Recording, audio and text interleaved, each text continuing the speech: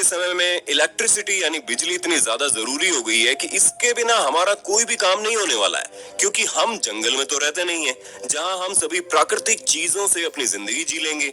हमें इस दौर में हर एक कदम पर इलेक्ट्रिसिटी की आवश्यकता पड़ती ही पड़ती है, फिर चाहे वो हवा देने के लिए एसी, पंखा, कूलर क्यों ना हो, या फिर एंटरटेनमेंट के लिए टीवी, लैपटॉप या मोबाइल फोन, इन सभी को बिजली चला रही है। इसलिए अगर 5 मिनट के लिए बिजली चली जाए तो इंसान की हालत खस्ता हो जाती है, जिसकी सबसे बड़ी वजह यही है कि हमारा हर एक काम बिजली से चलता है। अगर हम टेक्नोलॉजी की बात करें तो टेक्नोलॉजी से पहले इलेक्ट्रिसिटी का आना बहुत जरूरी है, क्योंकि अगर इलेक्ट्रिसिटी नहीं होगी तो टेक्नोलॉजी का कुछ भी नहीं किया जा सकता, फिर चाहे वो कुछ भी हो। क्योंकि अगर आप इतने एडवांस भी हो गए हैं कि आपका सभी काम रोबोट करेंगे, तो उन रोबोट को चार्ज करने के लिए आपको इलेक्ट्रिसिटी की जरूरत तो पड़ेगी ना। ऐसे में दोस्तों इलेक्ट्रिसिटी जनरेट करने के कई सारे तरीके हैं। इससे कभी सूरज से जनरेट किया जाता है तो कभी हवा से, लेकिन जो तरीका सबसे ज्यादा यूज होता है वो है पानी, जिसे हम हाइड्रो पावर प्लांट कहते हैं। पानी से बिजली बनाने के लिए सबसे ज्यादा जरूरी है पानी, और इसकी वजह से नदियों को रोककर बांध बनाया जाता है, जिन्हें हम डैम कहते हैं। और इन्हीं डैम के जरिए हम पानी को न सिर्फ रोकते हैं बल्कि उसे बिजली बनाने के काम भी लेते हैं। और डैम के जरिए ही नदी के रुख को मोड़कर उन जगहों तक पहुंचाया जाता है जहां पर पानी की कमी होती है।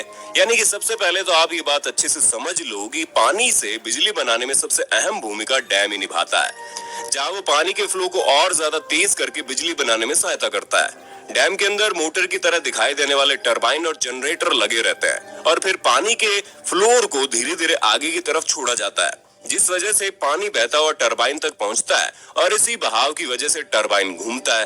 दोस्तों, जैसे जैसे पानी के फ्लो का इस्तेमाल करके हम टरबाइन को घुमाते हैं, वैसे ही जनरेटर को पावर मिलती है, और फिर जनरेटर चलना शुरू हो जाता है। और जब जनरेटर चलता है तो ऑटोमेटिकली बिजली का भारी मात्रा में उत्पादन होता है। दोस्तों, अगर आपको अभी भी नहीं समझ में आया तो हम आपको बता दें, जैसे जैसे पानी का फ्लो टरबाइन को घुमाता है वैसे वैसे टरबाइन घूमना शुरू होता है, और जब टरबाइन घूमता है तो उसी से पावर लेकर जनरेटर भी घूमना शुरू कर देता है, और तब जाकर जनरेटर के घूमने से बिजली का उत्पादन होता है। और ये जनरेटर और टरबाइन बहुत ज्यादा वाट के होते हैं, जो एक एक दिन में बहुत सारी बिजली जनरेट करते हैं।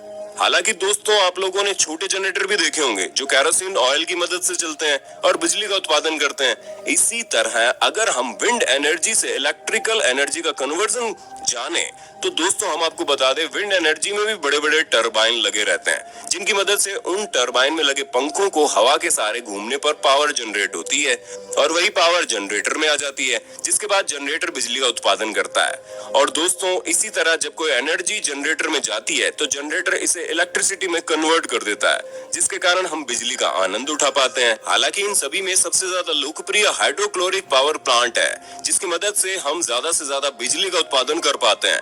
जिसकी सबसे बड़ी वजह ये है कि अब ना तो हवा हर वक्त चलती है, और ना ही इस पूरी दुनिया में हर जगह धूप मौजूद होती है, और कोयला भी लिमिटेड मात्रा में पाया जाता है। ऐसे में जो सबसे ज्यादा सही ऑप्शन है वो पानी का ही है, क्योंकि हमारी दुनिया में पानी का विस्तार इतना ज्यादा है कि अगर उससे हम उसी तरह की इलेक्ट्रिसिटी बनाते रहे तो लाखों साल तक कभी पानी खत्म नहीं होगा। ऐसे में इन्हीं सब चीजों को देखकर वैज्ञानिक इस तरह के टरबाइन और जनरेटर का निर्माण करने में लगे हैं, जो ज्यादा से ज्यादा इलेक्ट्रिसिटी जनरेट कर सके। क्योंकि जाहिर सी बात है कि जहां हम पहले लालटेन और मोमबत्तियों का इस्तेमाल करके अपने घरों में रोशनी करते थे, वहां अब ये सभी चीजें जितनी रोशनी क्यों ना करते, हमें अंधेरा ही लगता है। और अगर हम पंखे की बात करें तो पहले हाथ वाले पंखे ही चला करते थे। वैसे पहले के समय में जब बिजली नहीं थी तो पंखों की उतनी ज्यादा जरूरत नहीं पड़ती थी, लेकिन वातावरण गर्म जरूर रहता था, लेकिन इतनी ह्यूमिडिटी नहीं होती थी जितनी आज होती है। इसी कारण लोग पहले के समय में बिना पंखे कूलर के रह लेते थे, लेकिन आज ऐसा कुछ भी करना संभव नहीं है, खास करके शहरी इलाकों में, जहाँ पर इमारतों की वजह से प्राकृतिक माहौल मिल पाना बड़ा मुश्किल है।